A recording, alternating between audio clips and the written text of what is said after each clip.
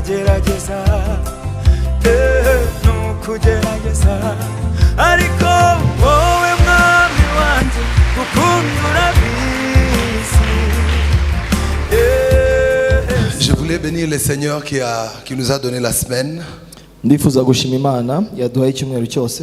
Aussi, je voulais témoigner toute ma gratitude à nos parents qui ont permis qu'on passe ici pour partager la parole. Ndetse turashimira n'ababyeyi batwemereye ko dusangira ijambo. On n'a pas beaucoup de temps. Ntago dufite umwanya munini. Nous ouvrons rapidement nos Bibles dans Marc chapitre 4. Mariko igice cya 4 35 à 40. 35 kugeza kuri 40. Pour ceux qui notent, vous prenez aussi Luc chapitre 23, le verset 43. Abari kwandika Luka 23. Marc d'abord, chapitre 4, 35 à 40. Mariko 4 35 kugeza kuri 40. On nous lit seulement en Kinyarwanda. Allez-y. Reka dusome mu Kinyarwanda. Kuri uwo munsi bugorobye arababwira ati twambuke tujye hakurya. Basiga abantu bamujyana mu bwato yahozemo kandi hari n'andi mato hamwe nabwo. Nuko ishuheri y'umuyaga iraza umuraba wisuka mu bwato bigeza aho bwenda kurengerwa. Yarasinziriye aryamye ibwerekeza yiseguye umusego. Baramukangura baramubaza bati mwigisha ntubyitayeho tugiye gupfa. Akangutse acyaha umuyaga abwira inyanja ati ceceka utuze. Umuyaga uratuza inyanja iratungana rwose. Arababaza ati niki kibateye ubwoba ntimurizera? Luc 23 verset 43.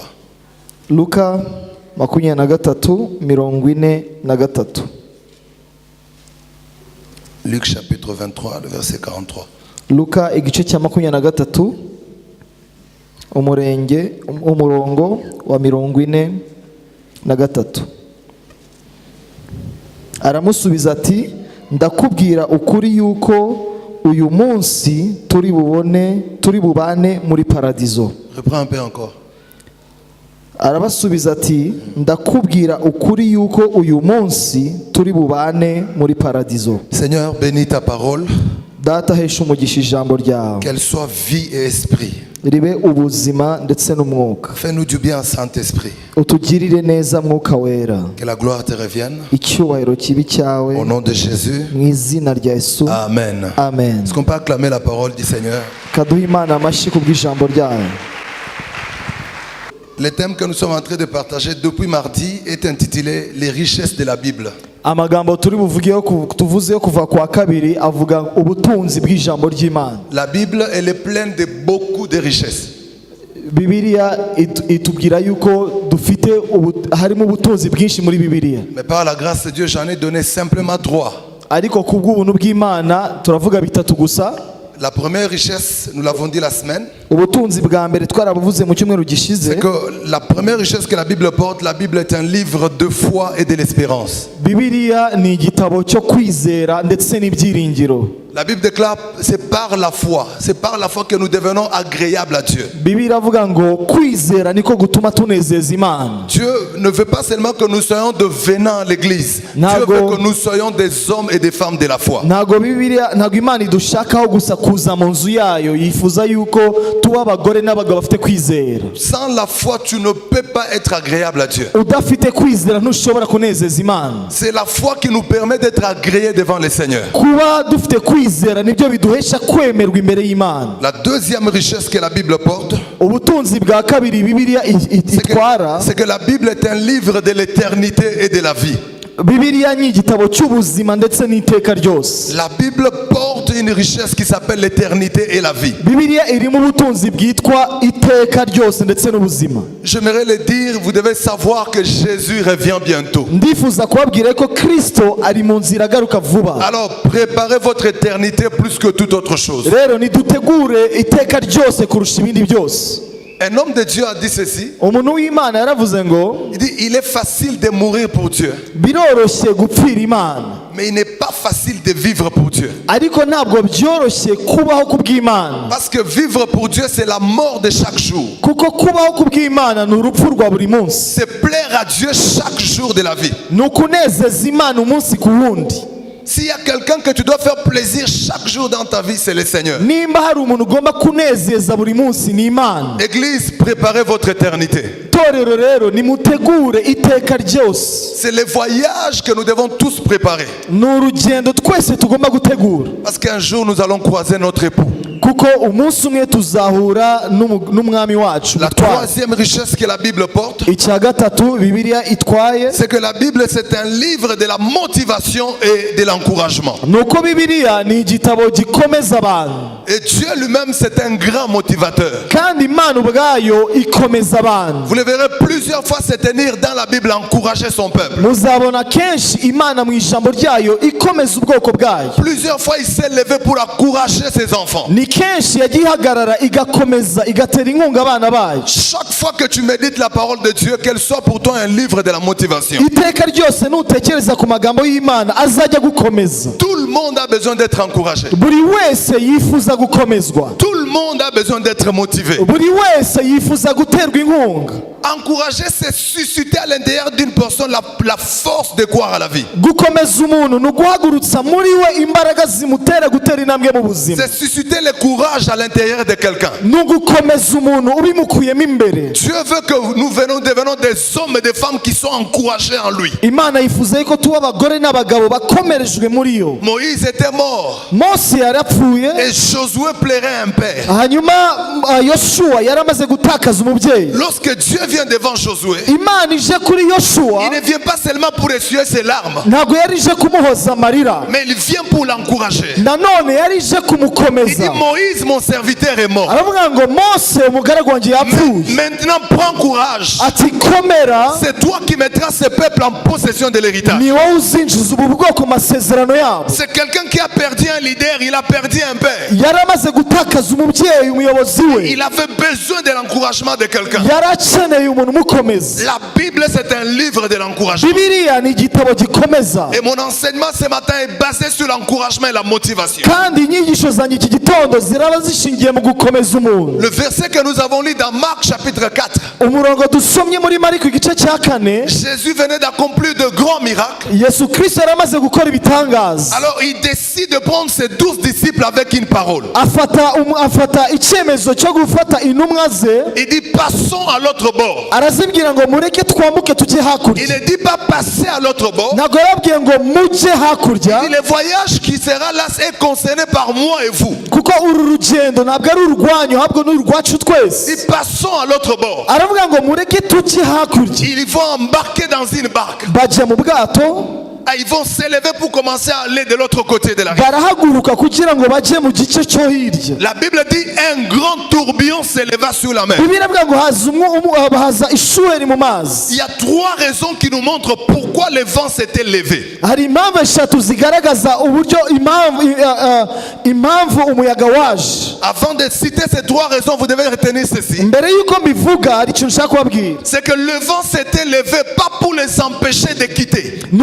nuko umuyaga uza ntabwo wababuzaga guhaguruka, Mais le vent s'était levé pour les empêcher d'atteindre l'objectif. ahubwo umuyaga uza wababuzaga kugera iyo bajya. Le vent s'était levé pas pour les empêcher de commencer le voyage, pas pour les empêcher de quitter. umuyaga ntabwo waje uje kubabuza guhaguruka bajye mu rugendo, Mais le vent s'était levé pour les empêcher d'arriver. umuyaga waje kugira ngo babuze kugera mu rugendo Et bagiyemo. j'aimerais déjà commencer à faire une déclaration sur ta vie. ndifuza kwatura amagambo amwe ku buzima bwawe. Qu'importe le combat et les tourbillons de la vie, je déclare tu arriveras. uko imiyaga imeze kose uzagerayo. Je dis tu arriveras, qu'importe le combat de la vie. nabivuze ni uzagerayo, Qu'importe les tourbillons de la vie, ntibishingiye ku miyaga je y'ubuzima. déclare tu arriveras dans le nom icyo de nzi Jésus. neza uzagerayo mu izina Je rya Yesu suis venu Kristo. crier à tes oreilles ce matin. ndifuza kuvugira mu matwi yawe, Qu'importe la tempête qui va se lever, ntibishingiye ku miyaga je izaza. déclare que tu y arriveras. ndavuze ngo uzagerayo. Dis tu y arriveras. reka twese twese tuvuge amen. J'ai dit tu y arriveras. Uzagerayo. J'ai dit tu achèveras la course. Uzarangiza urugendo. J'ai dit tu achèveras la course. Uzarangiza urugendo. Tout le monde peut commencer.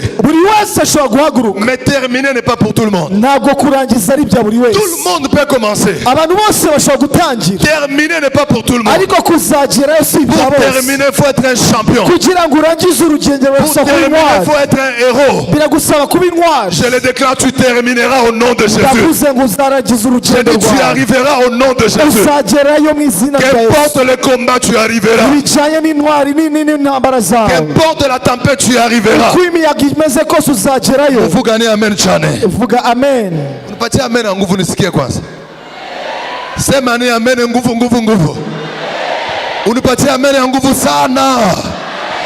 Tu arriveras dans le nom de Jésus. Uzagerayo mu izina rya Yesu. Amen. Amen. Amen. Amen. La deuxième observation, icya kabiri nabonyemo hano c'est que lorsque le vent s'est levé, ni uko imiyaga ihagurutse les vents commençaient à mener l'eau dans la barque. imiyaga izana amazi mu bwato. La Bible déclare la barque se remplissait déjà. Bibiliya iravuga ngo ubwato butangira kuzura amazi. Jésus dormait dans la barque. Yesu Kristo yari asinziriye mu La bwato. Bible dit la barque se remplissait déjà d'eau. Bibiliya iravuga ngo amazi atangira kuzura mu bwato. Alors les commentateurs de la Bible disent ceci. Abantu rero bagenda bavuga kuri Bibiliya baravuga ngo Avant que les disciples aillent réveiller Jésus, mbere yuko intumwa zijya gukangura Yesu Kristo ils ont commencé même par évacuer l'eau dans la barque. zabanje kuvana amazi mu bwato. Plus ils évacuaient l'eau, plus le vent ramenait de l'eau. Uko basohoraga amazi niko imiyaga yazanaga amazi. L'eau n'était pas un problème, l'eau n'était qu'une conséquence. Amazi ntabwo yari ikibazo, amazi yari ingaruka. Le problème c'était le vent.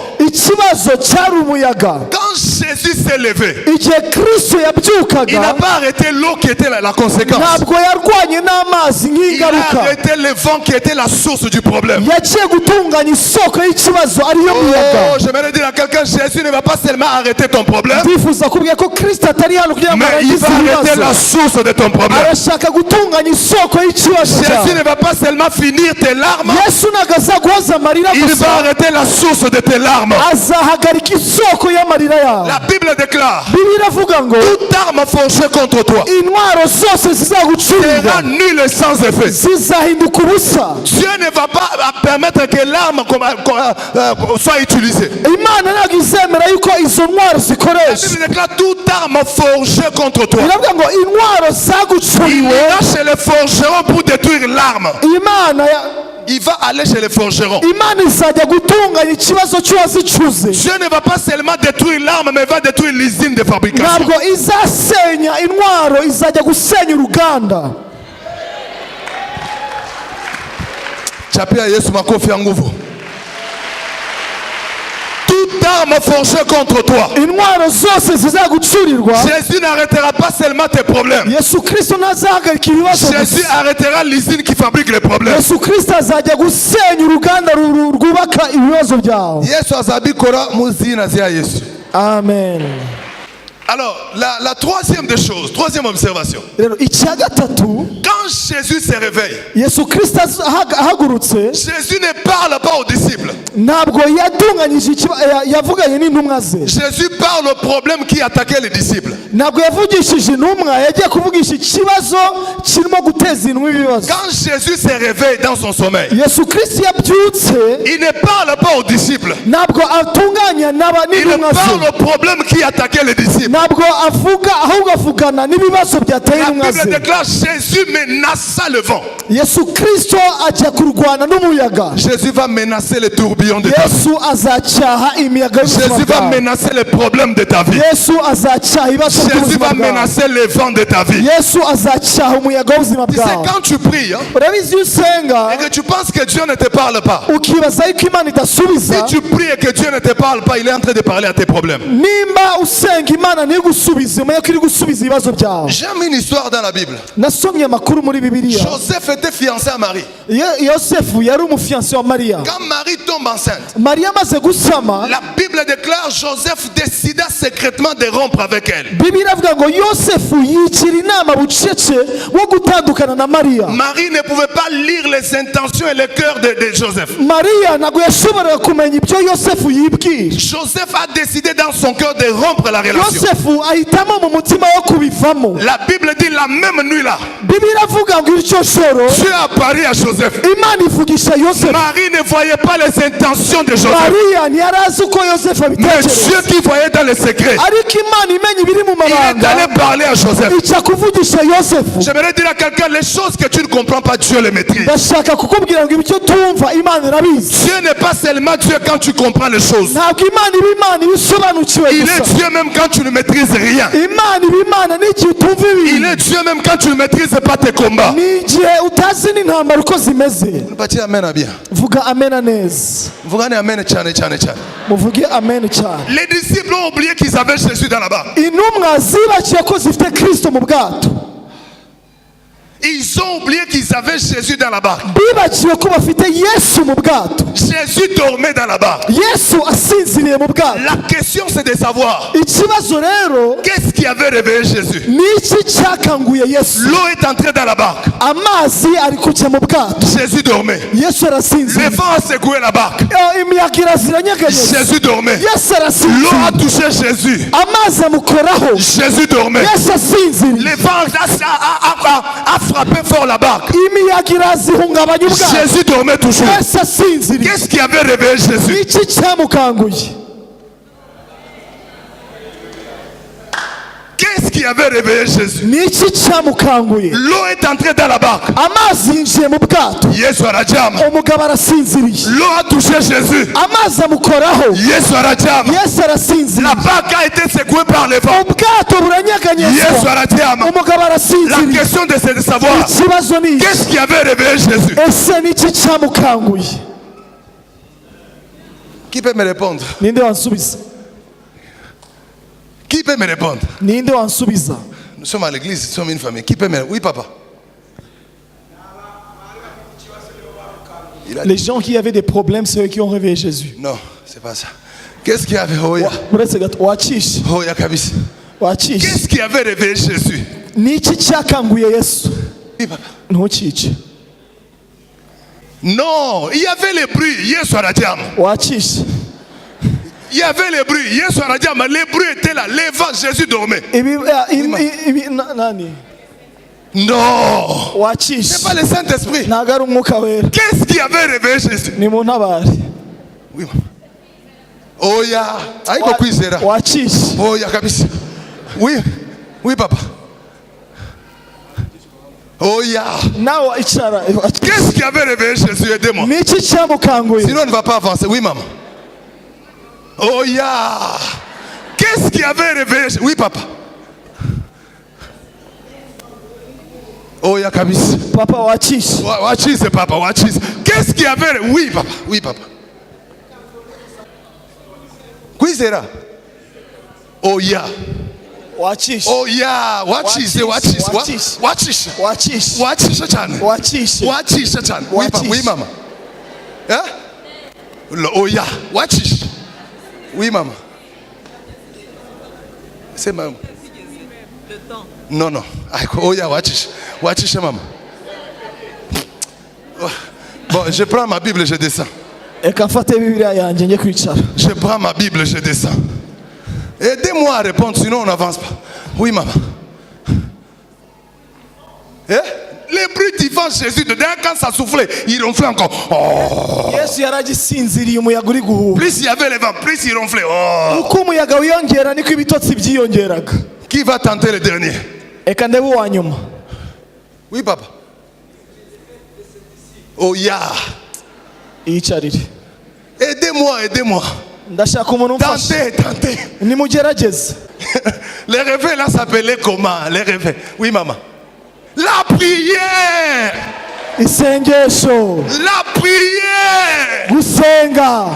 Ce n'est pas le problème qui réveille Jésus, N'a pas c'est dit- la prière qui réveillera Jésus. ntabwo ari ibibazo bizahagurutsa yesu ni Nos ugusenga. tempêtes ne peuvent pas réveiller Jésus. Imiyaga yacu ishobora Nos problèmes ne kutamukangura, peuvent pas réveiller Jésus. ibibazo bishobora Il n'y a que la kutamukangura. prière qui va réveiller Jésus qui dort. Isengesho ni ryo ryonyine Il n'y a que la rimukangura. prière qui peut réveiller Jésus qui dort. Isengesho rishobora Il n'y a kumukangura. que la prière. Ni isengesho. J'ai défini la prière les mardis. ndifuza kubabwira C'est isengesho l'expression. ni ukwirekura, L'expression, Ivugana. ni ukuvuga, La prière, c'est l'expression de ceux qui n'ont que Dieu. ni Ceux qui n'ont que Dieu. Banye banabakia tuna Mungu. gusenga ni ukuvuga ko abantu basigaranye Imana. La prière, c'est l'expression de ceux qui ne sont restés qu'avec Dieu. Gusenga ni ukwirekura, kuvuga ko abantu basigaranye Imana gusa. Encore. Ni ukwirekura ko abantu basigaranye Imana gusa. Encore. Ni ukuvuga ko abantu basigaranye Imana gusa. Encore. Ni ukuvuga ko abantu basigaranye Imana gusa. Encore. Ni ukuvuga ko abantu basigaranye Imana gusa. Encore. Komeza. Ni ukuvuga ko abantu basigaranye Imana gusa. Komeza kamwe. Ni ukuvuga ko abantu basigaranye Imana gusa. C'est l'expression de ceux qui ne sont restés qu'avec Dieu. Abasigaranye Imana gusa. Si tu n'as que Dieu, prie. Niba usigaranye Imana gusa, Ils ont senga. tenté d'évacuer l'eau. Bahereye ku mazi Ils ont oublié qu'ils avaient Jésus. bibagirwa ko bafite Et ils Yesu. se sont rendus compte que nous ne sommes restés qu'avec lui. Basa gusanga ko Ils ikintu ont basigaranye ari formulé une Yesu, prière. batangira gusenga. Ne t'inquiète-tu pas de ce que nous mourrons. Ese ntago bikugira iso bigutwara ko tugiye gupfa? Ces gens avaient Jésus dans la barque.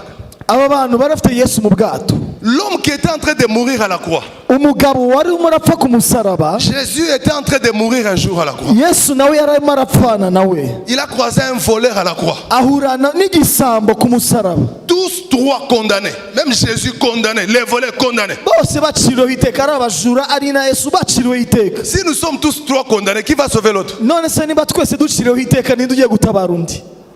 Mais Jésus se permet de dire à cet homme, Ariko Yesu abwira uwo mugabo, dit, aujourd'hui, aramubwira ati uyu munsi tu seras avec moi dans le paradis. turaba turi kumwe muri paradiso. Jésus ne dit pas aujourd'hui tu seras dans le paradis. Ntabwo yamubwiye ngo uyu munsi uraba uri muri Il paradiso. dit aujourd'hui tu seras avec moi dans le paradis. Aramubwira ngo uyu munsi turaba turi kumwe. Cet homme était un voleur. Uwo mugabo yari umujura. S'il était il était entré au paradis sans Jésus, Iyo aza kwinjirira muri paradiso nta Yesu, Moïse allait l'arrêter. Mose yari Tu kumuhagarika. ne vas pas passer. Ntabwo uri Est-ce que tu butambuke. connais le désert? Wowe uzi ubutayu. Si il était entré au paradis sans Jésus, Iyo aza kujya muri paradiso nta Yesu, Shadrach et Meshach et Abednego allaient l'arrêter. Abednego, Shadraka na Meshaki Est-ce bari que tu kumuhagarika. connais le feu? Wowe uzi umuriro icyo ari S'il cyo. était entré sans Jésus, Iyo aza kujya nta Yesu, Daniel allait l'arrêter. Daniyeli yari Est-ce que kumuhagarika. tu connais la fosse au lion? Wowe uzi urwobo rw'intare. C'est pourquoi Jésus dit si tu entres seul, Niyo mpamvu Yesu yambwiye ngo les gens qui ont nuza souffert avec moi vont te chasser. abababajwe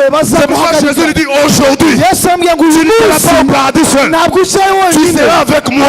tuzajyanayo. Il y a des endroits pour entrer. Hari ahantu ugomba Il faut que kwinjira Dieu soit avec toi. bikagusaba ko Imana ijyana Il y a nawe. des niveaux pour les atteindre. Hari ahantu ugomba kwinjira Il faut que Dieu soit avec toi. bigasaba ko Imana igendana C'est pourquoi nawe. la Bible déclare, Niyo mpamvu Bibiliya ivuga ngo pas avec l'argent, pas avec l'argent. ntabwo ari amafaranga La Bible ariko dit avec Dieu, biravuga ngo hamwe nous ferons n'Imana des exploits. tuzakora La Bible ne dit ibitangaza. pas avec l'argent. Ntabwo bivuga ngo La Bible n'amafaranga, ne dit pas avec des ntabwo amis. bivuga ngo n'inshuti. La Bible dit avec Dieu, Bibiliya ivuga ngo hamwe n'Imana nous ferons des exploits. tuzakora iby'ubutwari. Jésus s'est réveillé dans la barque. Yesu arabyuka mu bwato. Pourquoi les vents s'étaient levés? Kuki Yesu atari Je yabyutse vais donner mbere? trois raisons. Ndababwira impamvu. La première, Impamvu ya mbere le y'umuyaga, diable voulait humilier Jésus. Le diable Satani voulait humilier Jésus. yashakaga gusebya Yesu. Or, le diable ne savait pas. Kuko Satani atazi Jésus était de la tribu des lions. yuko Yesu ari uwo mu muryango On w'intare. ne peut jamais humilier un lion. Ntabwo ushobora guhagarika intare. Même s'il fait semblant de dormir, Kabone naho yakwigira on ne peut n'isinziriye, pas humilier un lion. ntushobora kuyikoza isoni. Dans les règnes animaux, Urabizi mu buzima bw'inyamaswa, lorsque le lion arrive dans un territoire, iyo intare igeze mu gace runaka, il prend la décision de délimiter son territoire. ifata icyemezo cyo gushyiraho imbibi aho ishatse. Il met des urines. igihano ikihagarika, Il prend des urines. igihano ikihagarika, Il les contourne même 1000 km. Il met des urines partout. ikagenda igotesha ahantu ishatse, Et il délimite son territoire. ikagenda ishyiraho imbibi aho ishatse. Lorsque notre animal vient, Inyamaswa iyo ari yose il ihakandagiza, arrive seulement là où les urines des lions sont. igakandagiza ikirenge aho intare yashyize Il umupaka, sent l'odeur des urines. imenya yuko intare yahakandagije, Ça, c'est un territoire inviolable. ikavuga ati hano ngaha ntabwo ari iwacu, Lui-même recule en arrière et fuit. ubwayo igasubira inyuma. Écoute, les enfants de Dieu, Murabizi abana nous b'Imana sommes issus de la tribu des lions. dukomoka mu muryango w'intare. Apprenez à délimiter votre territoire. Tugomba kumenya ukuntu dushyiraho imbibi ku byacu, Délimitez votre territoire par la prière. ugashyiraho imbibi mu masengesho, Mettez la prière partout. mugashyira amasengesho Chaque ahantu fois que hose, tu regardes tes enfants, ahantu hose ku bana bawe, vous êtes un territoire inviolable. ukababwira ati ntabwo mwe muri ubwoko Personne ne vous bukorwaho, détruira. nta muntu Vous uzagusenya, êtes un territoire muri inviolable. abantu badashobora Personne ne gukorwaho, vous détruira. ntawe Vous uzagusenya, êtes un territoire uri inviolable. ubwoko budakorwaho, Personne ne vous détruira. ntawe uzagusenya. Écoutez, dans les territoires du lion, Murabizi ahantu intare il n'y a ituye, pas les agents de l'immigration à la frontière nta bantu bashinzwe imigirasiyo pour bahakorera informer à l'antilope que ça c'est le territoire du lion. kugira ngo babwire antilope ngo hano nta L'antilope muntu, lui-même sait qu'il y a une frontière que je ne peux pas traverser. antilope irabimenya yuko hano ari iwabo w'intare. Je prie que ta prière soit une délimitation de ton territoire. Ndasenze ngo isengesho ryawe rizashyireho Je imbibi dis que ta zawe, prière délimite ton territoire. isengesho ryawe rizashyireho imbibi zawe. Vous savez, les lions, Murabizi intare quand il rougit ici, iyo iri kwivuga hano, les sons, l'écho de sa voix peut aller jusqu'à 3 km. amajwi yo kwivuga kwayo agera ku birometero bitatu. Chaque animal qui entend les sons du lion, Buri nyamaswa yose yumvishije ijwi il dit nous sommes maintenant en danger ici. iravuga ngo turi mu byago. Bien-aimé, ta prière doit mettre mal à l'aise le diable. Murabizi isengesho ryawe rigomba kunyeganyeza satani, Ta prière doit faire comprendre au diable qu'on ne peut pas t'humilier. rigomba kubwira satani yuko udashishwa bugufi. Quand les lions vibrent, Iyo intare yivuze, il met en danger le territoire où il habite. iba irimo irashyira ahantu yashyize ibirindiro Les byazo. rois étaient créés pour vaincre. Intare yaremewe guhora inesha, Les lions, il a été créé pour vaincre. intare yaremewe kunesha. Donnez-moi un amen bien. Vuga amena neza, Donnez-moi un amen très bien, je vais vuga finir. amena neza. Avant d'arrêter, Mbere y'uko ndekeraho, quand Jésus menace le vent, iyo Yesu arimo aracyaha umuyaga, la Bible déclare il y a eu un grand calme. Bibiliya ivuga ngo hajeho gutuza. Il y avait un grand combat, Yari intambara ikomeye, il y a eu aussi un grand calme. haza gutuza Je gukomeye. veux dire à quelqu'un, il y aura de grandes batailles, mais il y aura aussi de grandes victoires. Ndashaka kukubwira ngo hazabaho intambara nyinshi, ariko gutsinda kuzaba Il kwinshi. y aura de grands combats, il y aura aussi de grandes victoires. Hazabaho intambara zikomeye, ariko n'intsinzi izakomera. Deux choses que j'aime dans l'issue de ces voyages. Ibintu bibiri nkunda muri uru rugendo, La première des choses, la paix s'installa sur les eaux. nuko amahoro yaje kuri ayo Et mazi. nous déclarons que le shalom de Dieu s'installe dans vos troubles. Ndategetse ngo shalom y'Imana ize mu buzima bwawe. Là où il y a des problèmes, que la paix de Dieu s'installe. Ahari ibibazo Imana ihaturishe. La deuxième des choses dans l'issue de ces voyages, Icya kabiri muri uru rugendo, depuis que Jésus s'était réveillé, kuva Yesu abyutse il n'était plus rentré pour aller dormir. ntabwo yongeye kuryama. Depuis qu'il s'était réveillé, Kuva Yesu akangutse jusqu'aujourd'hui, il ne dort pas. kugeza uyu munsi ntabwo yongeye La kuryama. Bible l'appelle celui qui veille sur Israël, ne dort ni ne sommeille. Bibiliya iravuga ngo ureberera Isirayeli ntahunyikira ntanasinzira. La prière peut réveiller un Jésus qui va veiller pour toujours. Isengesho rishobora gukangura Yesu uzahora amaso iteka ryose. Quand vos enfants iront à l'école, vous n'êtes pas avec eux, la prière veillera. Hejuru y'abana bawe bari ku ishuri nturi kumwe nabo, isengesho rizabana Les nabo. combats que vous ne comprenez pas, la prière veillera. Ibyo mudasobanukiwe isengesho rizabirinda. La troisième des choses Icya nyuma aricyo cya qui avait gatatu, fait que les vents s'élèvent, igihe gituma umuyaga uhaguruka, c'était pour empêcher à Jésus et ses disciples d'arriver à Gadara. kwari ukugira ngo Yesu n'intumwa ze be kugera iyo bajya. À Gadara, il y avait un grand travail à accomplir. Hari umurimo ukomeye bagomba gukora. Il fallait guérir un fou là-bas. Bagomba gukiza umuntu wari urwaye Et le ibisazi, diable voulait maintenir les fous en empêchant Jésus d'aller. kandi satani yashakaga kumugumisha wa muntu mu bisazi abuza Kristo kugerayo. Ça s'appelle la bataille des portes. Ibyo La bataille des portes. byitwa intambara y'imiryango. La bataille des portes. Le diable ne voulait pas que Jésus accède à Gadara. Satani nifuza ko Yesu agerayo. Quand Jésus a accédé, il a guéri un fou là-bas. Yesu ahageze akiza umurwayi. Mais j'aime les grandes promesses de la Bible que Dieu fait à ses enfants. ariko nanone nkunda amasezerano akomeye ijambo ry'Imana dusezeranye. Les jours où Dieu, avant de prier, les jours où Dieu croise Abraham, Umunsi Imana yahuye na Aburahamu, il dit à Abraham, je ferai de toi une grande nation. yabwiye Aburahamu ngo nzakugira ubwoko bukomeye. Il ne dit pas, je ferai de toi une grande famille. Ntabwo yamubwiye ngo nzakugira umuryango ukomeye. La Bible, c'est un livre de détails. Murabizi Bibiliya ni igitabo kijya mu bintu gicumbukuye neza. Il ne dit pas, je ferai de toi une grande famille. Il dit, je ferai de toi une grande nation. Ntabwo yamubwiye ngo nzakugira umuryango ukomeye, nzakugira ubwoko bukomeye. Pour avoir une nation, Kugira ngo ube ubwoko il y a des choses qu'il faut avoir. hari ibintu bigomba kuba. La première des choses, Icya mbere il faut avoir la terre. biragusaba kuba ufite ubutaka. Dieu promet à Abraham de lui faire une nation, il n'a pas la terre. Imana yasezeranije Aburahamu kuzamugira ubwoko adafite ubutaka. Première des choses, il faut avoir la terre. Deuxième des choses, Icya kabiri il faut avoir les drapeaux. biragusaba ko ufite ibendera ry'igihugu. Troisième des choses, Icya gatatu il faut avoir l'hymne national. ugomba kuba ufite indirimbo yubahiriza igihugu. Et c'est comme ça qu'on peut parler d'une nation. Lorsqu'ils ont l'hymne national, ils ont la terre, ils ont les drapeaux. Iyo aba bantu bafite ubutaka bafite ibendera ndetse bafite n'indirimbo yubahiriza igihugu bitwa ubwoko. Dieu promet de faire Abraham une grande nation alors qu'il n'a rien qui fait voir qu'il aura ces choses. Imana yamusezeranije kuzamugira ubwoko bukomeye nta na kimwe yibitseho. Dieu peut te promettre des choses qui n'ont rien à voir avec ton présent. Imana ishobora kugusezeranya ibintu bidafitanye isano n'uko umeze uyu munsi. Dieu peut te déclarer des choses qui n'ont rien à voir avec là où tu vis. Imana ishobora kugusezeranya ibintu bidafitanye isano n'aho utuye uyu munsi. Ah, mais j'aime ce qui suit. C'est que les enfants d'Israël comme esclaves, Abana ba Isirayeli rero bisanga ari abacakara. ils avaient la promesse d'être une grande nation. Bafite isezerano ryo kuzaba ubwoko bukomeye. Un esclave ne peut pas chanter l'hymne national. Umucakara ntashobora kuririmba indirimbo yubahiriza igihugu. Un esclave n'a pas l'hymne national. Ntagira indirimbo yubahiriza igihugu cye. Le seul hymne national que les esclaves avaient comme des juifs, Indirimbo yubahiriza igihugu bari bafite nk'abayuda c'était les chants et la prière. byari indirimbo z'amasengesho. C'était les chants et la prière. Byari indirimbo ziri mu masengesho. C'était leur seul hymne national qu'ils chantaient chaque jour. Niyo ndirimbo baririmbaga tous les jours, iminsi buri munsi. Écoutez, comme c'est cette traversée, il peut arriver que tu traverses des moments difficiles dans la vie. Birashoboka rero ko umuntu yanyura mu bibazo bikomeye by'ubuzima. Tu peux traverser la tempête dans la vie. Ushobora kunyura mu miyaga myinshi. Associe ces deux choses. Uzahuze bino bintu bibiri. Les chants et la prière.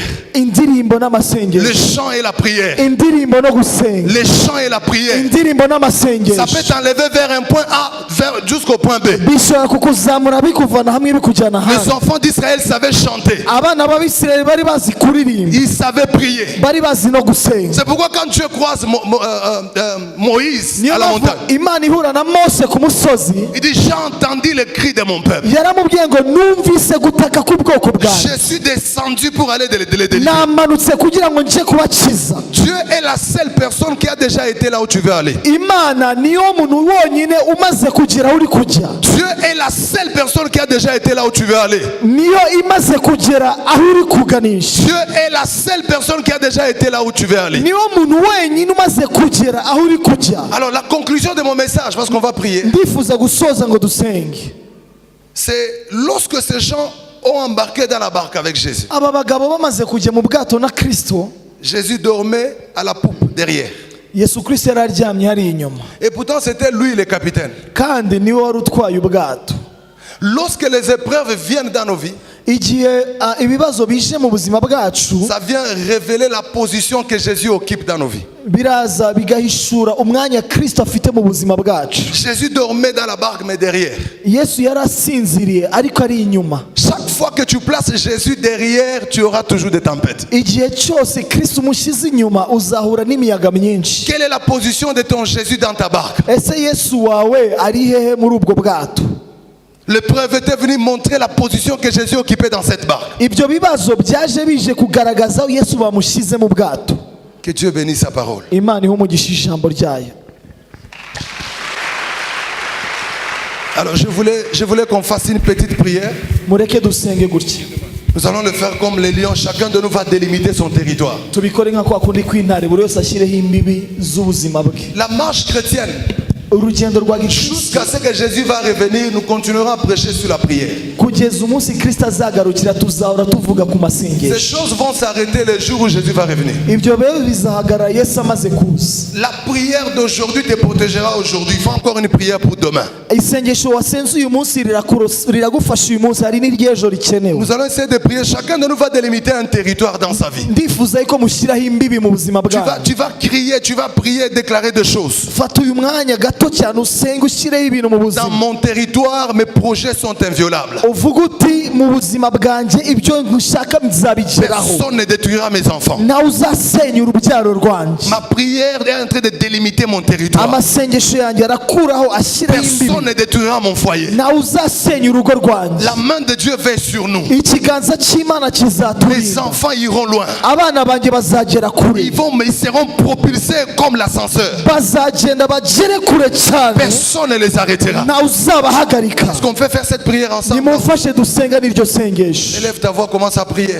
Reka ababishoboye Nous batangire tenons tous debout. Nous nous tenons debout. ababishoboye duhaguruke. Chacun de nous va délimiter son territoire. buri wese ashyireho imbibi z'ubuzima bwe. Élève ta voix, commence à parler à Dieu. Zamurira ijwi ryawe utangire uhamagara Imana. Commence à parler à Dieu. Tangira uvugisha Imana. Commence à parler à Dieu. Tangira uvugisha Imana. Délimite ton territoire. ushyireho imbibi z'ubuzima Personne bwawe. ne détruira mes enfants. Nawe uzasenya abana bawe. Le Dieu de la Bible veille sur nous. Imana y'ijambo ryayo Nous izabana nawe. sommes inviolables. Ntabwo tujya tuvangirwa. Personne ne nous détruira. Nawe uzadusenya. Nous sommes inviolables. Ntabwo tuvogerwa. Personne ne nous détruira. Nawe uzadusenya. Mon territoire est inviolable. Ubutaka bwanjye ntabwo Mon foyer est indestructible. nawe uzasenya urugo rwanjye. Mes enfants sont indestructibles. abana banjye ntibasenywa. Mes projets sont indestructibles. imigambi yanjye Je suis en ntigisenywa. train de délimiter mon territoire. nawe uzahagarika imbibi zawe. Personne ne me détruira. nawe uzansenya. Personne ne détruira mon appel. nawe uzahagarika umuhamagaro wawe. Personne ne détruira mon foyer. nawe uzasenya urugo rwanjye. Mon territoire est inviolable. ahantu hanjye hose nawe Délimite ton uzahavangira. territoire. shyiraho imbibi z'urugo Délimite ton territoire. shyiraho imbibi Je z'urugabano vais écouter rwawe. quelqu'un prier. wifuza kumva amajwi yawe. Délimite ton territoire. shyiraho imbibi z'urugabano rwawe. Délimite ton territoire. shyiraho imbibi z'urugabano rwawe. Oh, ma maison est inviolable. urugo rwanjye Mes ntiruvogerwa. projets sont inviolables. imigambi yanjye On ne ntivogerwa. peut pas humilier un lion. ntabwo bashobora kuncisha On bugufi. ne peut pas détruire un lion. nawe usenya intare. On ne peut pas envoûter un lion. nawe ushobora gusenya intare. Déclare là où tu es. atura ayo magambo Mon ahuye. foyer est indestructible. vuga ngo urugo rwanjye ntiruvogerwa. Oh, mon appel est indestructible. amahoro yanjye ntavogerwa. Personne ne me détruira. nawe uzansenya. Mon foyer est inviolable. urugo rwanjye ntiruvogerwa. Reto zamarate zikete. Areya rabo zotoroboshe.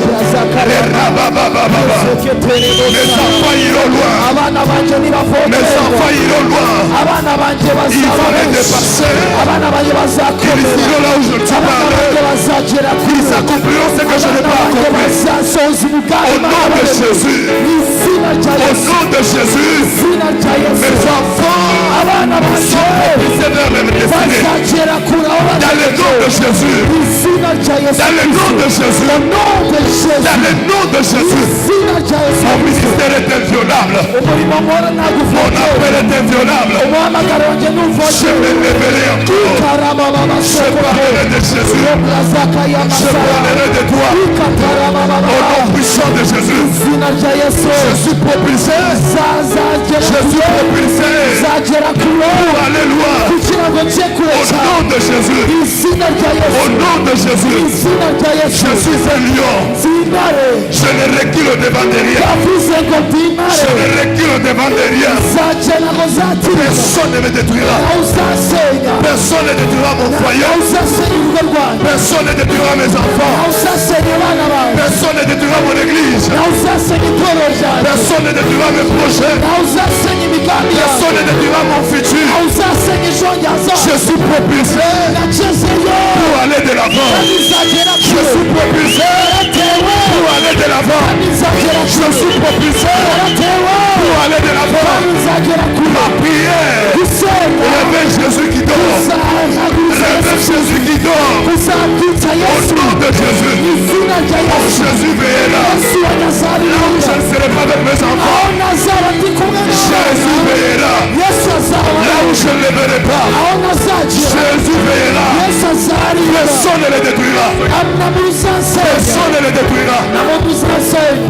ne les détruira. nawe uzasenya, Personne ne les détruira. nawe uzasenya, Personne ne les détruira. nta n'umuntu Un uzasenya, lion ne pleure pas. nta ntare icirira, Un lion ne se plaint pas. intare ntabwo icirira, Un lion fait peur. intare iteza ubwoba. Mon territoire est inviolable. ahantu hanjye nawe Mes uzavegera, enfants sont indestructibles. abana banjye ntibasenywa. Ya, parle à Dieu, parle à Dieu. bwira Imana, bwira Imana. Shotakarabos. Uzakaya Mareya Rakosukoto. Reya Rabababababa. Lorobo Zeketeri Baba. Mareyo Robo Shata. Mareyo Robo Shata. Mayere Robo Shata. Lorebo Sutarababa. Délimite ton territoire. ushyiraho imbibi Délimite ton territoire. ushyiraho imbibi Délimite ton z'urugabano, territoire. ushyiraho imbibi Délimite ton z'urugabano, territoire. agura imbago zawe, Personne ne nous détruira. agura imbago zawe, Ya. nawe uzagusenya, Oh nawe Rabashakata. uzagusenya, Mario Robo nawe Shete. ushobora kuwusenya, Rabababa. nawe ushobora kuwusenya. Shandereto Robo. Le Rabababa. Au nom de Jésus. Au nom de Jésus. Continue à prier. Komeza usenge.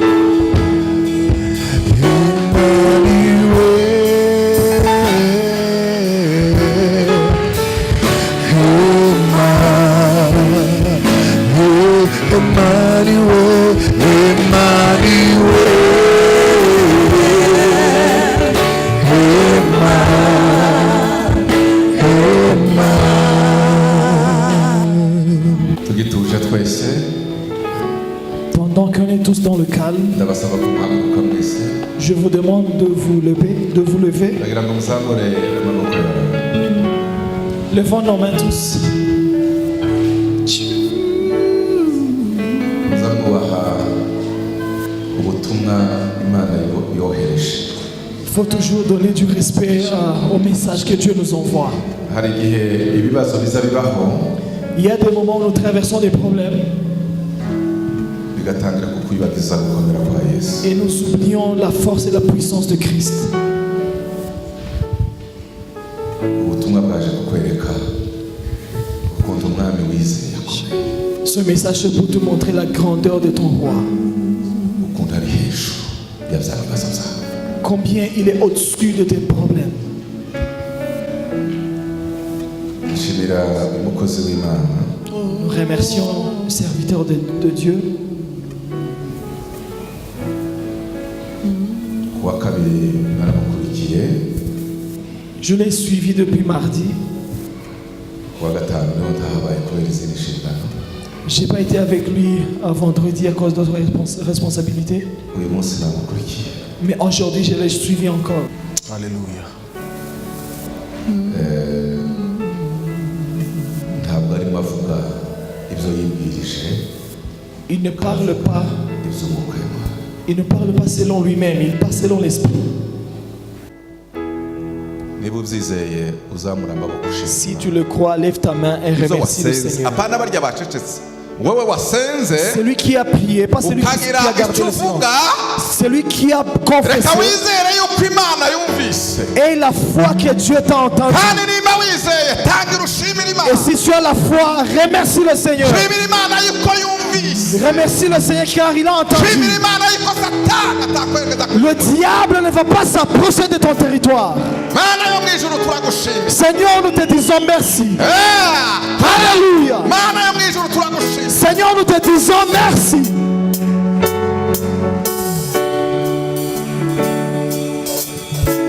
torero muzamugerageza kumva icyo abagaragu b'imana bakubwiye gukora. Église, essayez de comprendre ce que les hommes de Dieu vous disent. hari uburyo mwamenyereye abantu bababwira ngo kabatumbira gusa, Il y a une- akubwira ngo atura uza wumvira icyo imana imubwiye, il faut aussi comprendre ce que Dieu veut de nous à travers ses niho serviteurs. muzahinduka abanyamugisha. C'est là que vous allez devenir les gens bénis.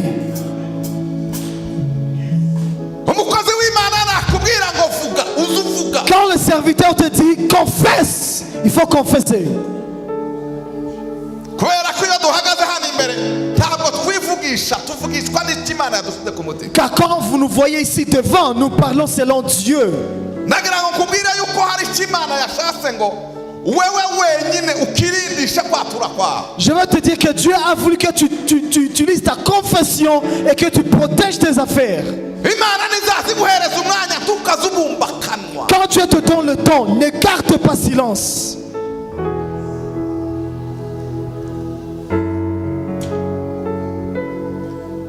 Ntabwo uyu mugaragu w'imana yohanura ibi yahanuye uyu munsi. L'homme de Dieu ne peut pas prophétiser comme il a fait ainsi aujourd'hui. Uyu Yesu yatubwiye uri hejuru y'ibintu. Ce Jésus qui nous a dit qu'il est au-dessus de tout. Ariko tugira Yesu. Nous avons un Jésus. Bwira mugenzi wawe ubwire ngo twizeye Imana ikomeye. Dis à ton prochain, nous avons cru à un grand Dieu. Tugiye kudelimita territory cyangwa se territoire ya Kimisagara. On va délimiter notre territoire de Restoration Church Kimisagara. Hari bitagomba kuvogera ngo bimenase ubuzima bw'abakirisitu. Il y a de ces choses qui ne doivent pas venir menacer la vie des chrétiens ici. Hari ubwami bw'Imana buraha. Il y a tout un royaume de Dieu dans cette église. Abakristo ndimugitahana ubuzima bw'Imana. Les chrétiens ne marchaient plus avec la vie de Dieu. Les gens viennent, ils entrent, ils rentrent comme tels qu'ils sont venus.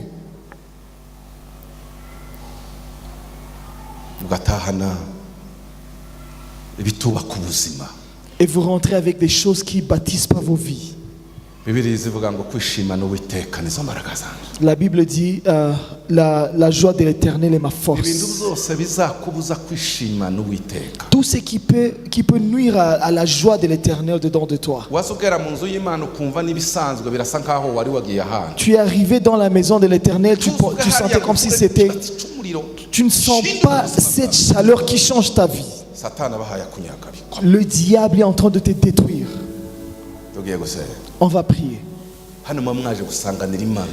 Ici, vous êtes venus chercher Dieu.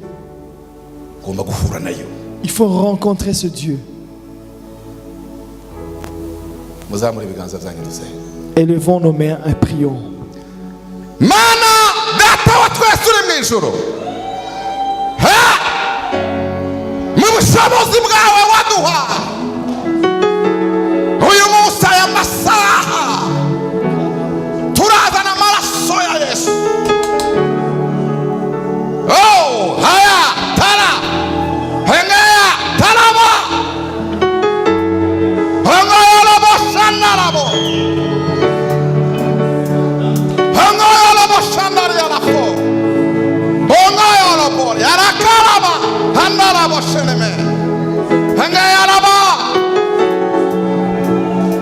turazana ubwami bwa turazana mu izina rya Yesu turadelimita amaraso ya Yesu izina rya Yesu rikikize ubwami bwa imyuka yose iyo ariyo yose yabuza abana bawe umunezero yabuza abana bawe kwishimira ubwami bwawe yaronga ubuzima bwabo bwa gikirisitu imyuka yose y'uburozi imyuka yose yonona umwuka imyuka yose yonona imibereho ya gikirisitu imyuka yose yonona uburenganzira bwacu bwose iyo yose turayisenye mu izina rya Yesu mu bushobozi waduhaye. Haleluya. Iki kirere cyose duteresheje amaraso ya Yesu, aka karere kose tukatuye mu intsinzi ya Yesu. Abari wowe wenyine mwana, igihome cyawe gikomeye gikikize ubwami bwawe, gikikize ubwami bwawe. Ubuzima bwose bw'umugabo uri ahangaha, ubuzima bwose bw'umudamu uri ahangaha, ubuzima bwose bwa kapozira, ubuzima bwose bw'umuhungu n'umukobwa uri aha, ubuzima bwose bw'umwana wese uri ahangaha bukikizwe n'izina ritaza rimenwa. Inkike zikomeye zitari z'amatafari n'amabuye, inkike zikomeye ariryo zina rya Yesu ritaza rihangarwa. Imitima y'abana bawe ishemurwe na, imitima y'abana bawe ishemurwe na. Turavuma mu bushobozi Imana yaduhaye. Imyuka yose y'abadayimoni turayivuma mu izina rya Yesu. Imyuka yose ibuza ibyishimo n'umunezero, imyuka yose ibuza kwidagadura, imyuka yose ibuza gusabana n'Imana, iyo yose turayipfumye mu izina rya Yesu, iyo yose turayipfumye mu izina rya Yesu, iyo yose turayipfumye mu izina rya Yesu. Turabohora ubwoko bwawe, turabohora urubyiruko, turabohora abapapa, turabohora abamama, turabohora itorero ryawe. Arabashakaraba, arabosheremoria, arabasha, ongaya la fonimeria. Imyuka yose yabosha impano z'abana, imyuka yose yabosha impano.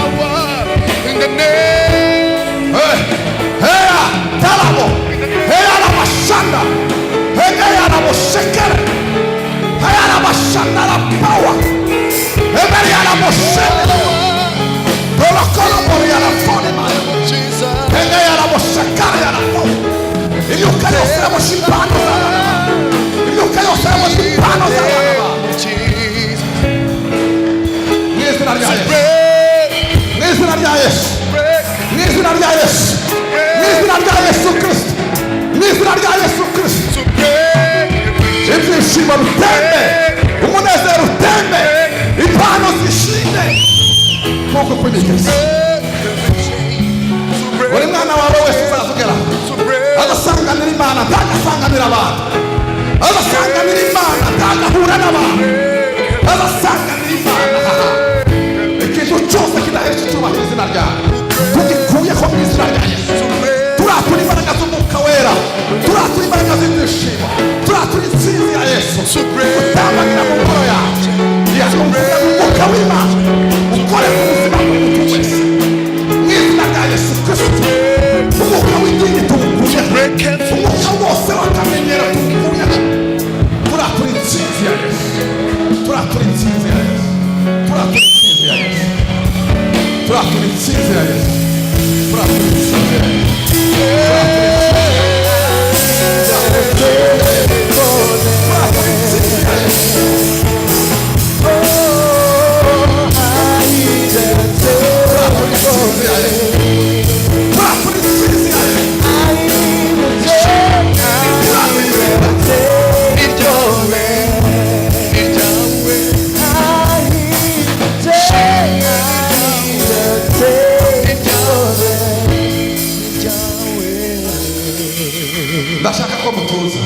Je veux que vous gardiez le silence.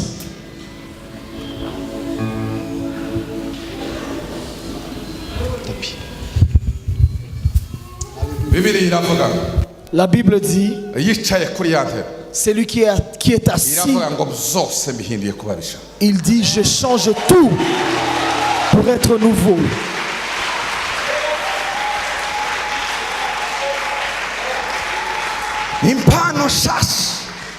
C'est une nouvelle chose.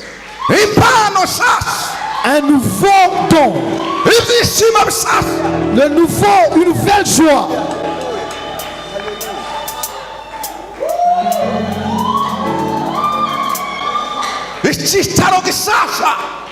Un nouveau endroit là où tu dois asseoir.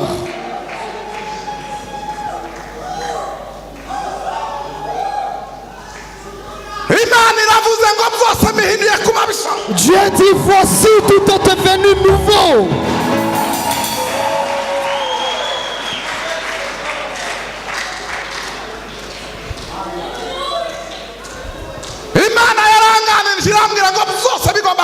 Dieu a dit, tout doit devenir nouveau.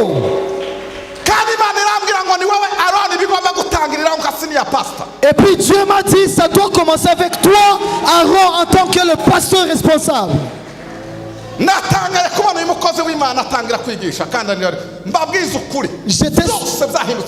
J'étais surpris, je vous le dis, tout est devenu nouveau.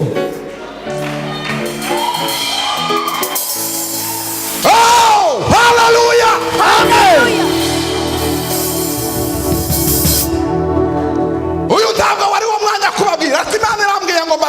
Ça, Dieu m'a dit de vous dire.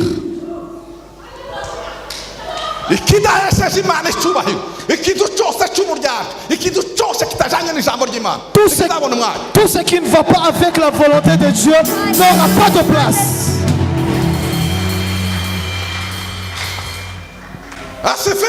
Amen.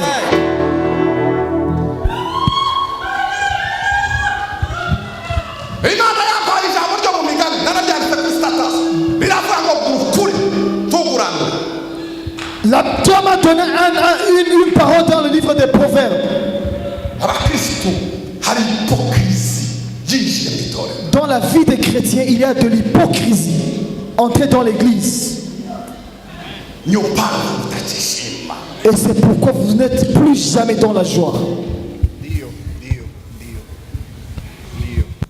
Hinduka Il faut changer. winjire mu murimo w'Imana mushaka. Rentrer dans une vie nouvelle avec Dieu. Imirimo ivihaye none mu buzima bwawe. S'il y a des choses dans ta vie w'imirimo ivu n'imiyaga ihaye none mu buzima bwawe. arrête tous ces vents qui détruisent ta vie. Twaje mu murimo w'Imana gusingira Imana. On est venu dans la maison de Dieu chercher Dieu et avoir une vie. Ibyo bibuze ntacyo uje gukora. Et si tu n'as pas tout ça, tu n'as rien à faire. Mwavuze ngo amen. Amen. Mwongera cyane amen. Amen. Bwira mugenzi wawe ngo ukuri tuguranure. Dis à ton prochain, achète la vérité et ne change pas. Kuko Imana yacu ni ukuri. Parce que notre Dieu, il est la vérité.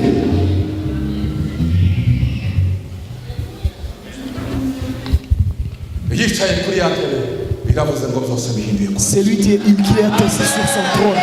Il dit, voici tout est devenu nouveau.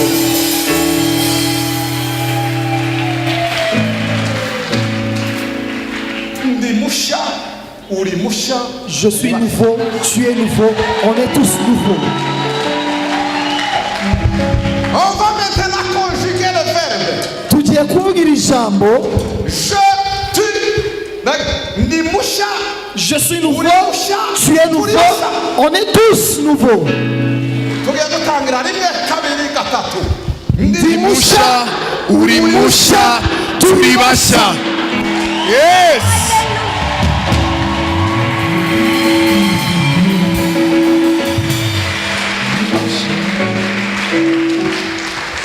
Abatari basha ko baranumvisa ndi bato. Celui qui n'est pas nouveau, il est en train de m'écouter avec d'autres oreilles. Ariko abasha Mais des nouveaux, ko baranumvisa amatwi y'umwuka we. ils sont en train de m'écouter avec les oreilles du Saint-Esprit.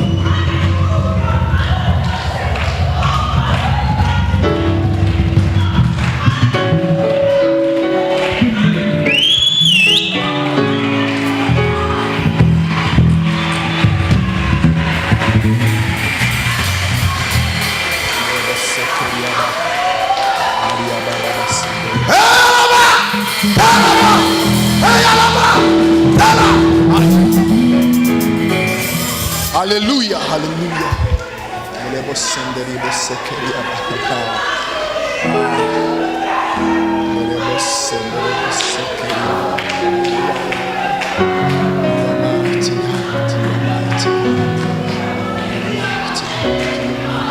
You are mighty God, you are mighty God. Urakomeye Mwami, urakomeye Mwami. You are mighty God, hallelujah.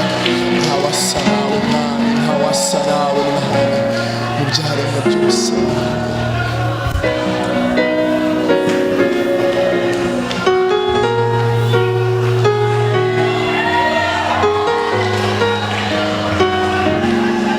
Mana yo mu ijuru urakoze. Seigneur, nous te disons merci.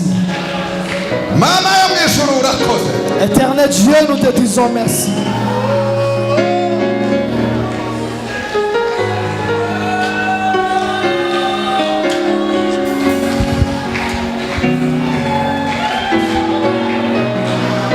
uri mwiza Mwami Yesu. Mana yo mu ijuru urakoze. Éternel Dieu, nous te disons merci.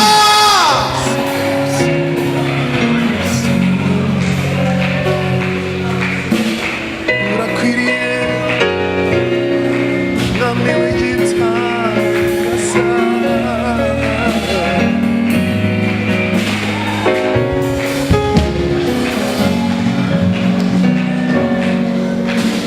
Urakwiriye, urakwiriye Mwami Yesu.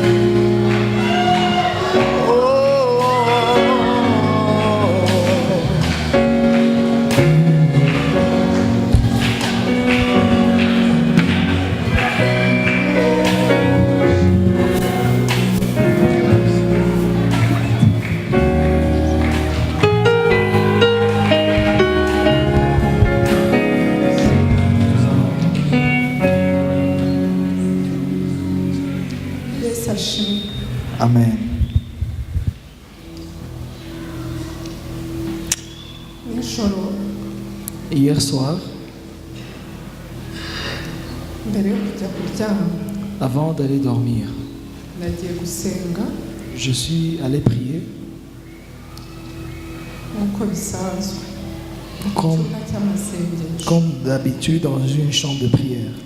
nari njyenyine, J'étais seul imana imira ijambo et Dieu m'a donné cette parole. iravuga ngo ngiye gukora ibintu byose bishya. Dieu m'a dit, je vais faire toutes choses nouvelles. ndabyakira J'ai reçu ça. numva riri pasono cyane, J'ai compris que c'était beaucoup plus personnel. nshima imana cyane, J'ai remercié le Seigneur. ndanarisha kuri statu yanjye kuri whatsapp, Et puis j'ai même mis ça sur mon statut de WhatsApp. ndaryama. Je me suis endormi. 5h du matin ndabyuka, ariko kuko nari narushye cyane ndavuga reka nsubire kuryama. À 5 heures du matin, je me suis réveillé, mais comme j'étais fatigué, je me suis rendormi encore. imana imira irindi jambo ari ryo ritumye nza hano, Et Dieu m'a donné encore une autre parole qui me fait à ce que je vienne ici. numva noneho ari iry'ubwoko bw'imana. Et j'ai- nabivuze mu rugo Et j'ai compris que c'était pour tout le monde. J'ai dit ça à la maison. muri Deutéronome Mu gutegeka kwa kabiri, igice cya mbere chapitre 1er, umurongo wa gatandatu niba nibuka neza, verset 6, si je me rappelle très bien. biravuga ngo vous avez assez demeuré sur cette montagne, Aravuga ngo mwakomeje kuguma igihe kinini kuri uyu musozi. ko igihe kirageze Le temps est venu. que vous prenez mujye mu masezerano yanyu. Avuga ngo entrez dans vos promesses. nari ndi hariya, nari ntazi kuza, simenyereye guhagarara hano. J'étais là-bas, je ne suis pas très habitué de venir devant. ijambo ni iry'umuntu wese uri hano. Mais c'est une parole de tout le monde ici. sinzi montagne uriho, Je ne sais pas umusozi que tu es. sinzi itorero ryacu umusozi ririho, Je ne sais pas aussi sur quelle montagne notre sinzi église est. umuryango wawe umusozi uriho, Non plus, je ne sais pas ce qui traverse ariko ta nk'uko famille. tumaze kubyumva, Mais comme on a igihe entendu, kirahagije, Il est maintenant temps. kandi imana irakora ibintu bishya. Et Dieu va faire une chose nouvelle si nous le croyons. ubwoko bwa isiraheli Le peuple d'Israël, bashyizeho umuringa ndakeka, ils ont pendu quelque chose. kugira ngo inzoka nibarya Ils ont pendu un serpent pour que si, en image, si un serpent les pique, ntibarebe aho inzoka yabariye, qu'ils ne regardent pas là où ils sont mordus, barebe kuri iryo shusho bari mais baza, qu'ils fixent leur regard sur l'image qu'ils avaient faite. abatari burebe situation barimo, Ceux qui ne regardent pas leur situation, bakareba imana, bakareba yesu, mais qui fixent leur regard sur Jésus, barakira igitangaza ils vont recevoir le miracle. Que Dieu vous bénisse.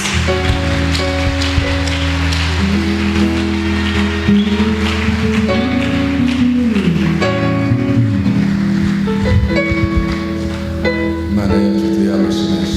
Acclamons très fort pour le Seigneur.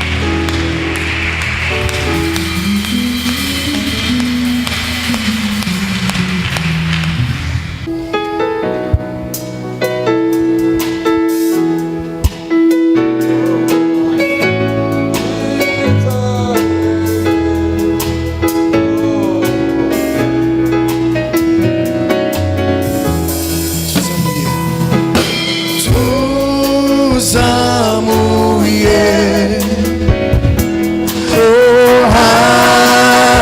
amaboko cyubahiro icyubahiro n'amashimwe n'ibyawe tuzamuye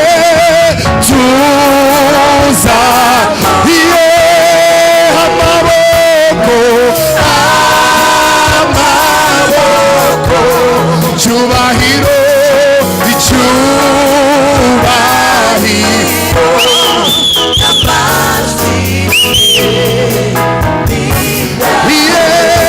tuzamuye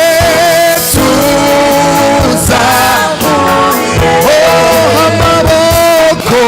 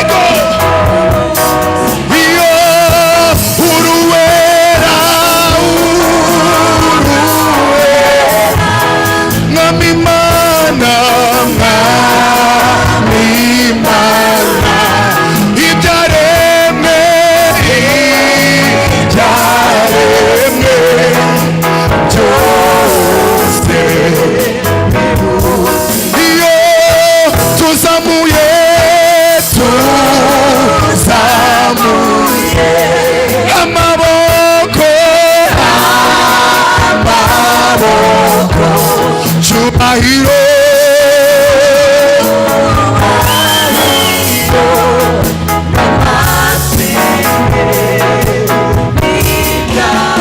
iyo tuzamuye amaboko cyubahiro cyubahiro cyubahiro cyubahiro iyo tuzamuye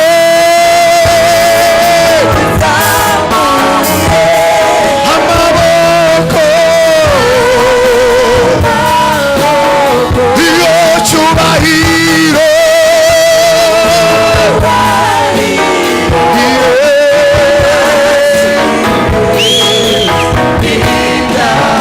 iyo cyubahiro icyubahiro n'amashimwe iyo cyubahiro icyubahiro n'amashimwe n'ibya iyo cyubahiro icyubahiro n'amashimwe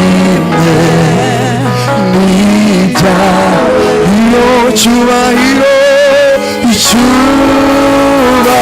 icyubahiro n'amashimwe n'ibyawe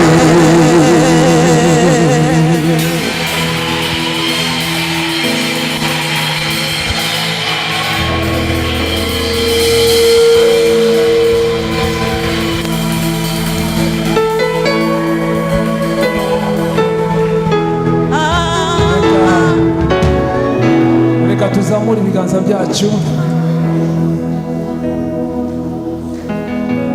duhuje umutima, turavuga ngo ikirere hejuru y'itorero Evangelical Restoration Church Kimisagara cyongeye kugirirwa ubuntu n'imbabazi z'Imana. Bimenyekane ko uhereye umunsi, uhereye aka kanya ahantu tuvuga ngo Satani nta mugabane afite kuri iri torero. Satani nta mugabane afite, nta rwibutso afite kuri iri torero, nta n'uruhare afite kuri iri torero, mu izina rya Yesu Kristo. Turacecekesheje imigambi yose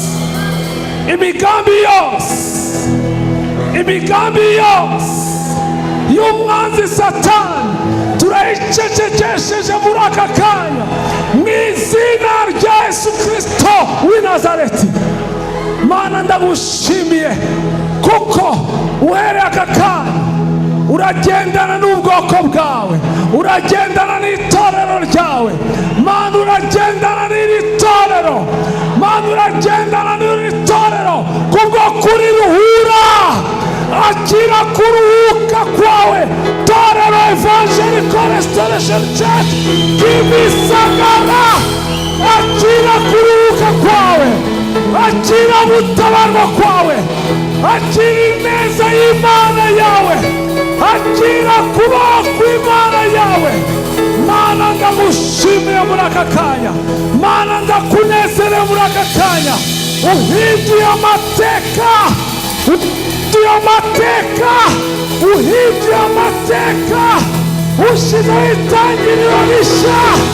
ushizeho itangiriro rishya mu izina rya Yesu Kristo.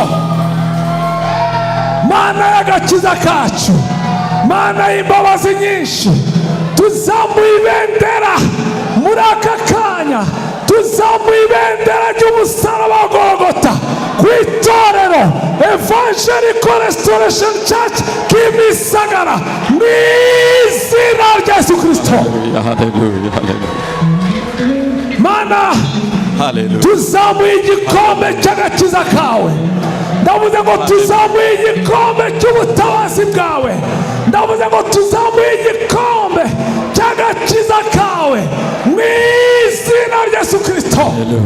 Mana, waravuze mu ijambo ryawe ngo muzavoma ibyishimo mu mariba y'agakiza, nimuvome Kimisagara. Ndavuze ngo Kimisagara Evangelical Restoration Church, nimuvome, mwongere muvome muri ya mariba y'agakiza mu izina rya Yesu Kristo. Mana, ndagushimiye. Mana, ndakunezerewe. Mana, urafukuye amariba, ufukuye amariba. Amariba yari yarashyizwe mu mukungugu, amariba yari yarazibye mu izina rya Yesu Kristo, mu izina rya Yesu Kristo. Muhawe kuvoma, muhawe kuvoma bundi bushya. Ndavuze ngo muhawe kuvoma bundi bushya. Nimwakire kuvoma mu mariba. Ndavuze ngo nimwakire kuvoma mu mariba. Ndavuze ngo nimwakire kuvoma mu mariba. Imiryango irahembuwe. Ndavuze ngo imiryango irahembuwe muri aka kanya. Nimuvome, mwongere muvome, nimuvome, nimuvome, nimuvome. Vuga ngo ndavomye, vuga ngo ndavomye, vuga ngo ndavomye, Urakoze Yesu, vuga ngo ndavomye, urakoze Yesu, urakoze Yesu, urakoze Yesu, mu mariba yanjye, mu mariba y'agakiza ndavomye. Vuga cyane ngo ndavomye, ndavomye, ndavomye. Rambura ibibazo byawe, ndavomye, ndavomye, ndavomye.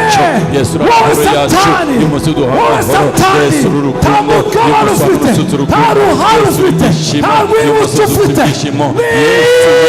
Izina rya Yesu Kristo. Mana, turakunezerewe. Amaraso ya Kristo, amaraso ya Kristo, amaraso ya Kristo, amaraso ya Kristo yasize ku musaraba. Aya niyo tuvumuye, aya niyo avumuye itorero, aya niyo avuyeho, aya niyo akuyeho uburetwa, ibyagutsikamiye, ibyagutsikamiye igihe kirekire. Turavuze muri aka kanya, akira gutabarwa kwawe, akira gutabarwa kwawe, akira gutabarwa kwawe. Ibyo Satani yakunyaze, ibyo kabubu yatwaye, ibyo muzikira bwatwaye, urabisubijwe mu izina rya Yesu Kristo. Usubijwe amahoro, usubijwe amahoro mu muryango, usubijwe amahoro mu muryango, usubijwe imirimo, usubijwe imirimo, usubijwe imirimo yawe, imirimo yawe yari yarahagaze. Turavumuye mu izina rya Yesu Kristo. Wari waratsikamiwe mu mirimo yawe muri aka kanya, akira gutabarwa kwawe. Mana, tugukomeye amashyi, tugukomeye amashyi. Mwami Yesu, icyubahiro kibi cyane. Turacyari imbere y'Imana, tuzamura ibiganza twese. Uyu munsi ni umunsi wo guhemburwa, ni umunsi wo kwakira, ni umunsi wo kujya kwakira iby'Imana yakugeneye. Nk'uko umugezi utemba, umugezi waratembaga uva muri rwa rusengero, ngo aho wageraga hose ibyari bipfuye byose bikabahinduka bizima. Uyu munsi wa none ibyari bipfuye bihindutse bizima. Reba, ibyari bipfuye byose turatura ko uyu munsi wa none bibaye bizima, bibaye bizima, bibaye bizima, kuko Yesu icyamuzanye ni ugutanga ubugingo, kandi ubugingo bwinshi, ntabwo ari bukeya, ni bwinshi. Akira ubugingo bwinshi.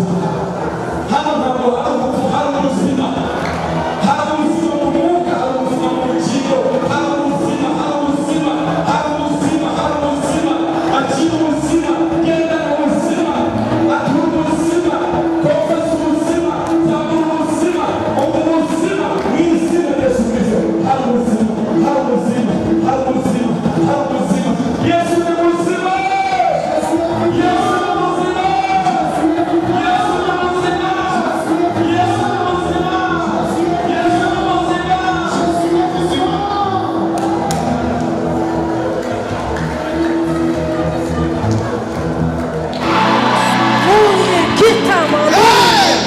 Eleza ramando keta. Ebenge alulumini akotala. Eleza ramango donde tala. Royo mingia. Ebengo tanda minia. Lulu banda tota mingia. Eleza ramando kopiminia. Eleni mango lolo batanda. Lulu kita mando kota. Ele mango ya labando lomiza. Lulu gutala bando kia. Eleza ramando lolo banda. Mingi kotanda min kotaya. Eleza ramando.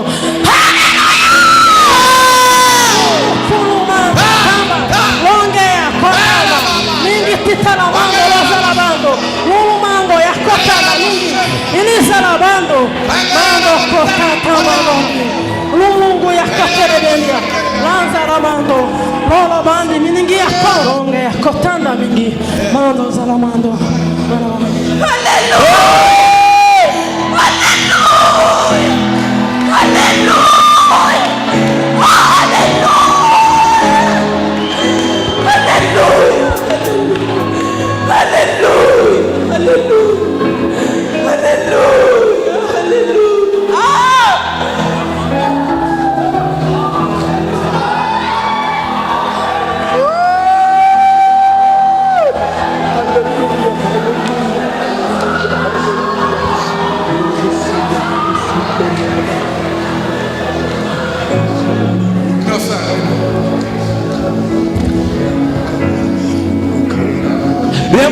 Shaka ya baraba shaka Enderebo shenderebo shamandara bakaya Inderebo shia mandiri ya batoko shama makaya Beshaya mandara basha Ibe moyo monde shamakaya Rashaya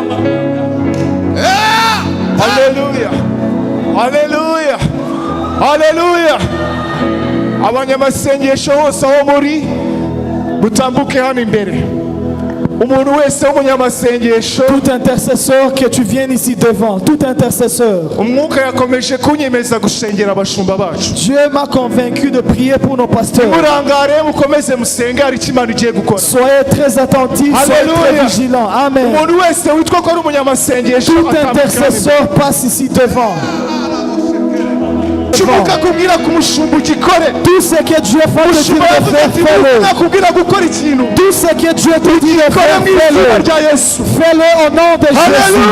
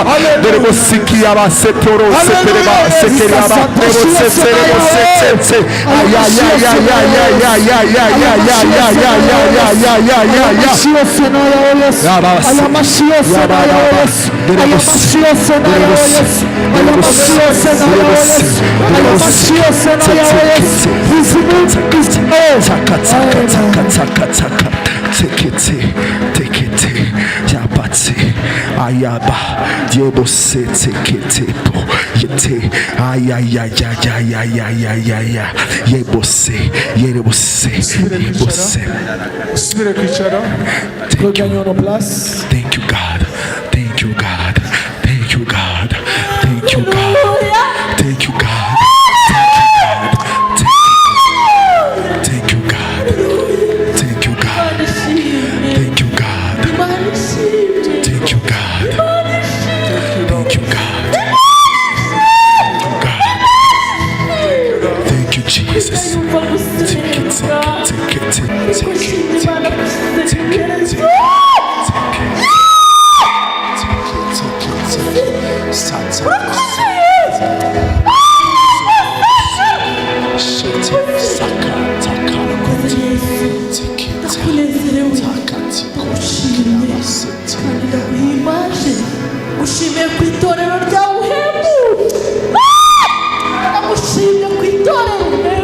Merci Seigneur pour ton église.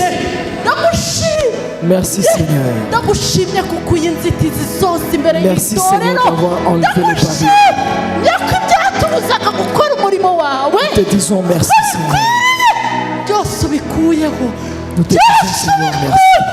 ndagushimye yesu Merci Seigneur. uratangaje urakomeye yesu Tu es puissant. urakomeye ko wongeye guhembura itorero ryawe ugize neza mana ugize neza mwami ko mwami kuva uyu munsi wa none itorero rigiye kujya riterana gutya mwami itorero ryo mu minsi ya nyuma y'imperuka ngo uzasuke umwuka wawe wera ndagushimiye ko usutse umwuka wera ku bwoko bwawe ku bwoko bwawe abagabo n'abagore abana n'abasaza ndetse n'abakobwa rabasakara ngushimiye ko usutse umwuka wera Merci Seigneur pour ton itorero esprit. ryawe mwami Tu as versé ton Ngushimiye esprit Seigneur sur ton Mana, église.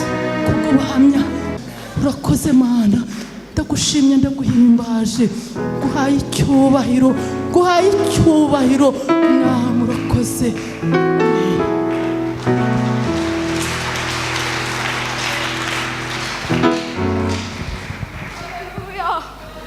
ndashima imana Je remercie le Seigneur. twari turimo gusenga Quand on était en train de prier, imana inyereka muri iki gice no muri iki ngiki Dieu m'a montré ces deux harimo côtés. abakobwa babiri Il y a sinzi deux ibintu bari filles. bari kohereza umuntu yakwinjira bakabimwohereza yanasohoka bakabimwoherereza ariko m'a montré. nasenze mbona umuriro w'imana umanutse urabitwika mbona sinzi ahantu bigiye.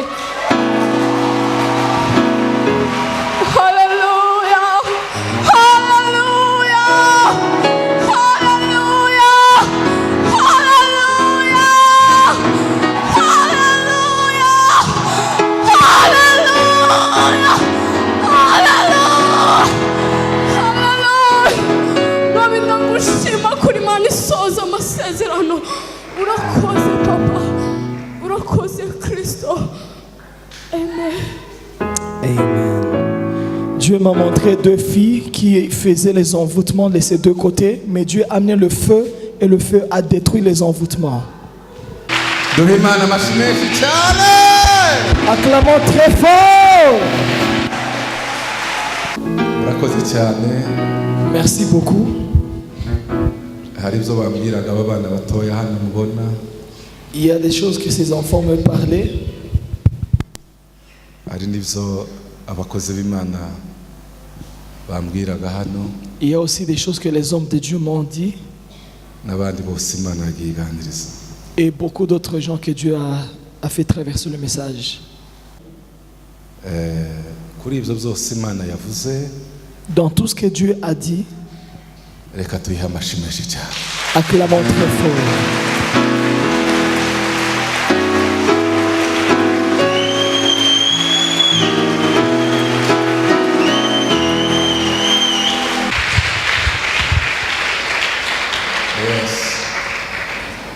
Amen. Amen. Amen. Amen. Amen. Amen. Alléluia.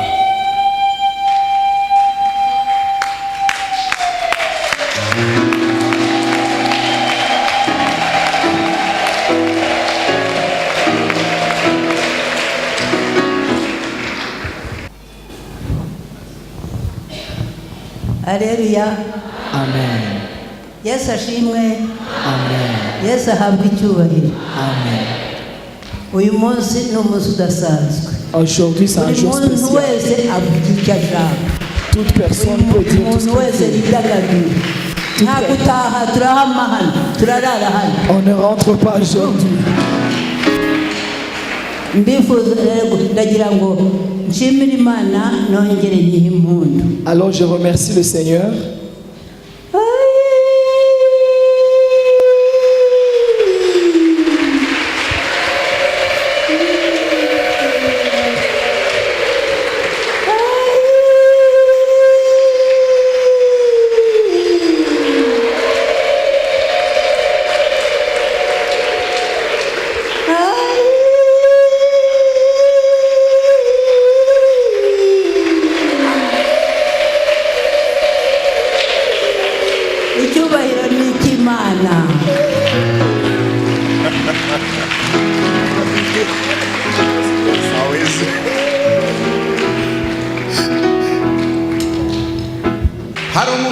kwakira Yesu mu buzima kugira ngo nawe ugire ibi bihe byiza nk'ibi zo kwishimira Yesu.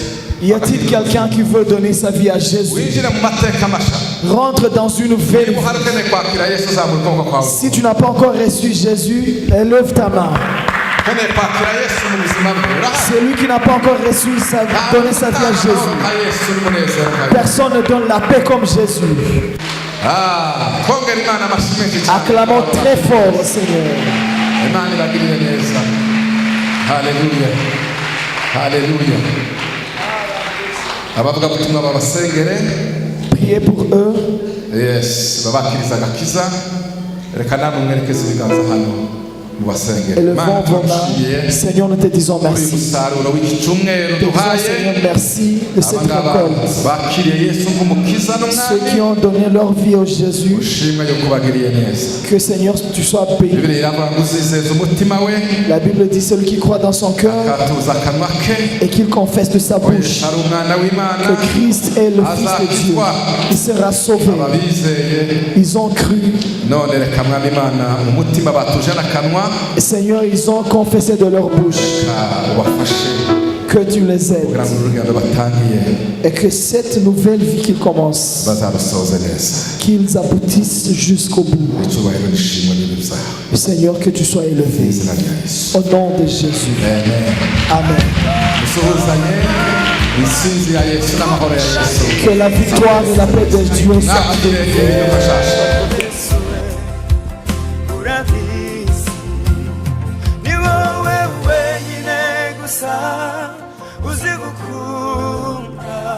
abandi uragerageza